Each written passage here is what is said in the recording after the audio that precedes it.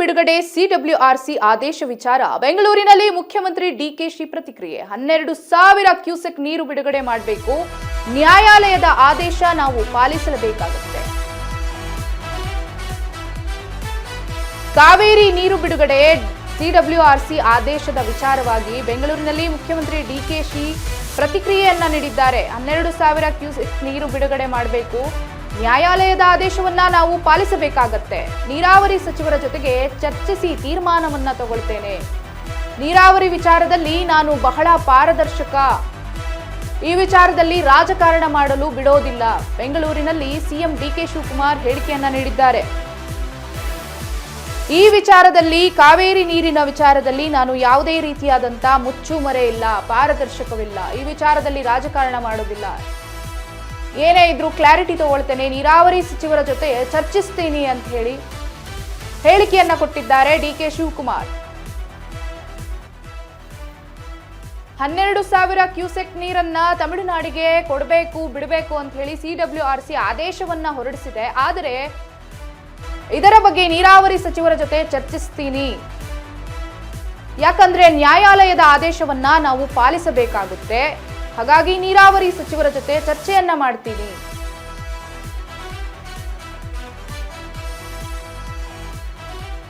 ಬೆಂಗಳೂರಿನಲ್ಲಿ ಡಿಕೆ ಶಿವಕುಮಾರ್ ಹೇಳಿಕೆಯನ್ನ ಕೊಟ್ಟಿದ್ದಾರೆ ಈ ವಿಚಾರದಲ್ಲಿ ನಾನು ಯಾವುದೇ ರೀತಿಯಾದಂತಹ ರಾಜಕಾರಣ ಮಾಡಲು ಬಿಡೋದಿಲ್ಲ ನಾವಿದ್ದೀವಿ ನಿಮ್ಗೋಸ್ಕರ ನಾವಿರೋದು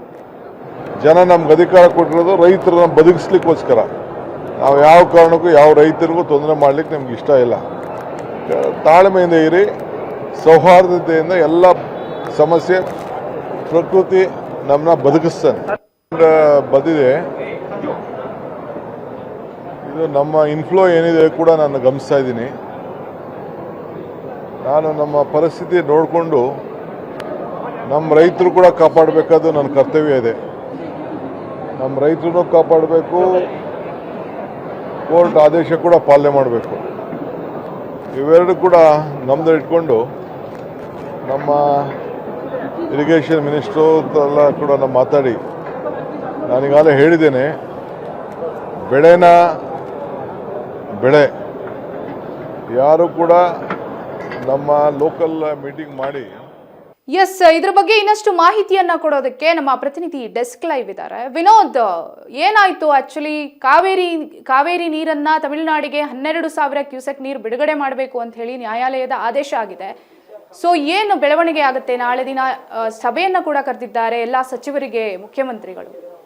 ರಾಶಿಕ ಸಿಡಬ್ಲ್ಯೂಆರ್ಸಿ ಮತ್ತು ಸಿಡಬ್ಲ್ಯೂ ತೀರ್ಪು ಅನ್ನೋದು ಇವತ್ತು ರಾಜ್ಯಕ್ಕೆ ಒಂದು ಬರ ಸಿಡಿಲ್ ಥರ ಬಂದು ಸಿಡಿದು ಅಪ್ಪಳಿಸಿದೆ ಯಾಕಂದರೆ ಈಗಾಗಲೇ ಒಂದು ಸಿಡಬ್ಲ್ಯೂಆರ್ಸಿ ಮತ್ತು ಸಿಡಬ್ಲ್ಯೂಎಂಎ ಏನು ಪ್ರತಿದಿನ ಈ ಹಿಂದೆ 3,500 ಕ್ಯೂಸೆಕ್ ಖರ್ಚಕ್ಕೆ ಪ್ರತಿದಿನ ಒಂದು ಆದೇಶವನ್ನು ಕೊಟ್ಟಿತ್ತು ಅದಾದ ಬಳಿಕ ಇದೀಗ ಮತ್ತೆ 12,000 ಕ್ಯೂಸೆಕ್ ನೀರು ಪ್ರತಿದಿನ ಅಂದರೆ 15 ದಿನಗಳ ಕಾಲ ಈ ಒಂದು 12,000 ಕ್ಯೂಸೆಕ್ ನೀರು ಹರಿಸೋಕ್ಕೆ ಆದೇಶವನ್ನು ಕೊಟ್ಟಿದೆ ಅಂದರೆ ಬರೋಬ್ಬರಿ 15ಕ್ಕೂ ಹೆಚ್ಚು TMC ನೀರು ಅಂದರೆ 15.5 TMC ನೀರನ್ನು ಈಗಾಗಲೇ ತಮಿಳುನಾಡಿಗೆ ಹರಿಸೋಕ್ಕೆ ಸೂಚನೆಯನ್ನು ಕೊಟ್ಟಿದೆ ಅಂದರೆ ಸಿಡಬ್ಲ್ಯೂಆರ್ಸಿ ಒಂದು ಮೊದಲೇ ತೀರ್ಪು ಕೊಟ್ಟಿತ್ತು ಆ ಒಂದು ತೀರ್ಪನ್ನ ಪ್ರಶ್ನಿಸಿ ಸಿಡಬ್ಲ್ಯೂಎಂಎ ಒಂದು ಬಾಗಿಲನ್ನು ರಾಜ್ಯ ಸರ್ಕಾರ ತಟ್ಟಿತ್ತು ಆದರೆ ಸಿಡಬ್ಲ್ಯೂಎಂಎ ಸಭೆಯಲ್ಲೂ ಸಹ ಒಂದು ರಾಜ್ಯಕ್ಕೆ ಹಿನ್ನಡೆಯಾಗಿದೆ ಸೊ ಈ ವಿಚಾರಕ್ಕೆ ಸಂಬಂಧಪಟ್ಟಂಗೆ ಈಗಾಗಲೇ ಒಂದು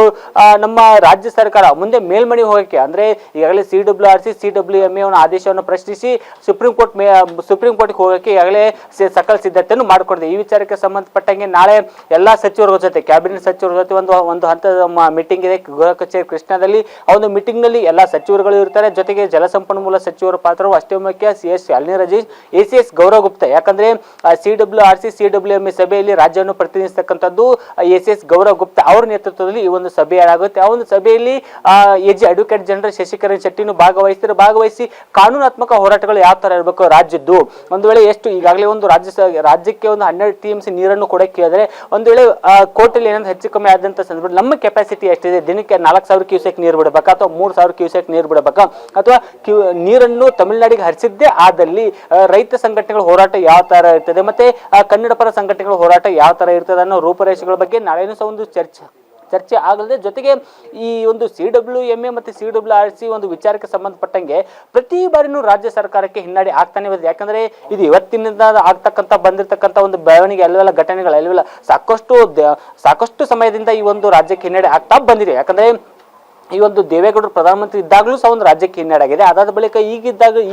ಈಗಿನ ಪ್ರಧಾನಿ ಇದ್ದಾಗಲೂ ಸಹ ಒಂದು ರಾಜ್ಯಕ್ಕೆ ಹಿನ್ನಡೆ ಆಗ್ತಾ ಬಂದಿದೆ. ಆದರೆ ಇಲ್ಲಿ ಪ್ರಮುಖವಾಗಿ ಕಾವೇರಿ ನದಿ ನೀರು ಪ್ರಾಧಿಕಾರ ಮತ್ತೆ ಸಮಿತಿಯಲ್ಲಿ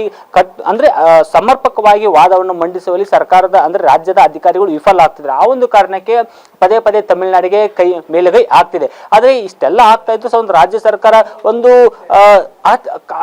ಕೆಲವೊಂದಿಷ್ಟು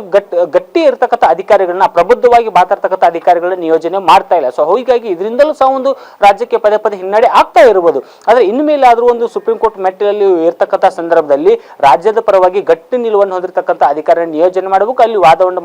ಮಂಡನೆ ಮಾಡ್ತಕ್ಕಂಥ ಸೂಚನೆಯನ್ನು ಅಲ್ಲಿರ್ತಕ್ಕಂಥ ಅಧಿಕಾರಿಗಳು ಕೊಡಬೇಕು. ಇನ್ನು ಒಂದ್ ವೇಳೆ ಸುಪ್ರೀಂ ಕೋರ್ಟ್ ಮೆಟ್ಟಿಲು ಏರ್ತಕ್ಕಂಥ ಸಂದರ್ಭದಲ್ಲಿ ಕಾವೇರಿ ನದಿ ನೀರು ಹರಿಸೋಕೆ ಸೂಚನೆಯನ್ನು ಕೊಟ್ಟಂತ ಸಂದರ್ಭದಲ್ಲಿ ರಾಜ್ಯ ಸರ್ಕಾರದ ಮುಂದೆ 2 ಆಪ್ಷನ್ಗಳಿವೆ. ಒಂದು ಸುಪ್ರೀಂ ಕೋರ್ಟ್ ಆದೇಶ ಧಿಕ್ಕರಿಸುವುದು, ಅಥವಾ ಒಂದು ಸುಪ್ರೀಂ ಕೋರ್ಟ್ ಆದೇಶವಿದೆ ಸುಗ್ರೀವಾಜ್ಞೆ ಜಾರಿಗೆ ತಂದು ಒಂದು ನೀರನ್ನ ಒಂದು ಉಳಿಸುವಂತ ಕೆಲಸ. ಆದರೆ ರಾಜ್ಯ ಸರ್ಕಾರ ಸುಪ್ರೀಂ ಕೋರ್ಟ್ ಆದೇಶವನ್ನು ಧಿಕ್ಕರಿಸಿ ಸುಗ್ರೀವಾಜ್ಞೆ ಹೊರಡಿಸುತ್ತಾ ಅನ್ನೋದು ಪ್ರಶ್ನೆ. ಯಾಕಂದ್ರೆ ಇಡೀ ನಮ್ಮ